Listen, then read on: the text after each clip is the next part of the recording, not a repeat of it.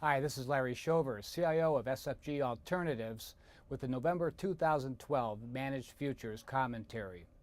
It is true, risk sentiment wavered all over in November. Markets were very choppy, the choppiest that managers have seen in a very, very long time. Let's talk about performance. Let's talk about what happened. Where were the markets good? Where were they bad? What exactly transpired in the month of November? First, let's look at the equity markets. We know that the equity markets fell sharply after the U.S. elections, mainly on just despair with regards to fiscal cliff. And then the last half of the month, there seemed to be a turnaround in sentiment where people thought, investors thought that the fiscal cliff would be figured out, combined with Greece, a lot of good news coming out of Greece getting their next tranche of aid.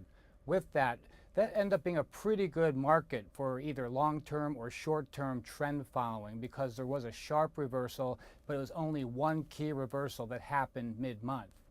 Moving on to interest rate markets, really the same thing as the equity markets. Keep in mind that after the elections, 10-year yields went to the lowest point that they've been since the beginning of QE3. But since then, there was a short reversal in trend.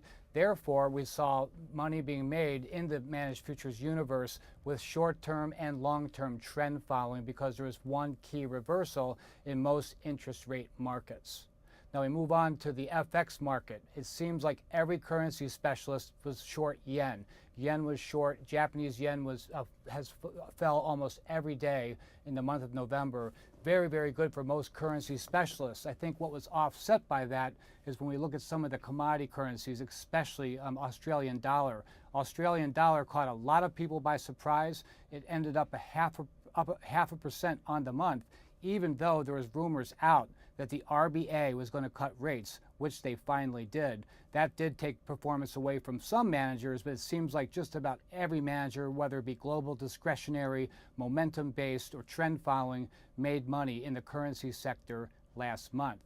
Now, moving on to the commodity sector, this is where it gets really difficult because there was a lot of sharp reversals in the commodity sector, all depending on which commodity you're looking at, but most of them suffered several setbacks during the month. It just wasn't one big V-shaped recovery.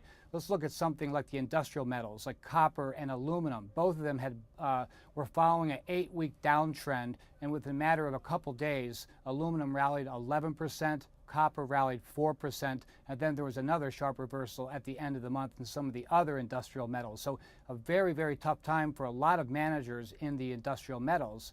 And that also is true when we look at the ag market, especially when we look at soybeans and corn. Corn had a lot of sharp reversals and then backdrafting in the market. On one day, the market was looking at weather-related issues out of Australia and South America, and then there was demand destruction. There's rumors flying every day, and so there's a lot of different lack of trend, a lot of different V shapes and M shapes, as it were, in the agriculture market. And that's almost true with energy. Crude oil had a couple recoveries and a couple fall-offs, and making it very difficult for most managers.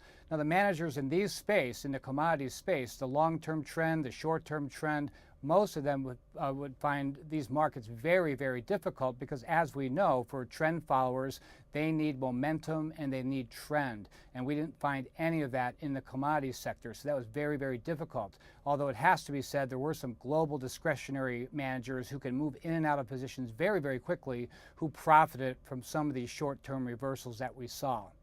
As we know, market environments are impossible to predict, and we just know that we look at history that managed futures have proven to lower portfolio vol and enhance returns over an investable period. However, it's always a good time to have a certain allocation to managed futures, given we just never know when that will turn in, and we do hope that is soon. I'm Larry Shover, CIO of SFG Alternatives, reporting to you from the CME Group in Chicago.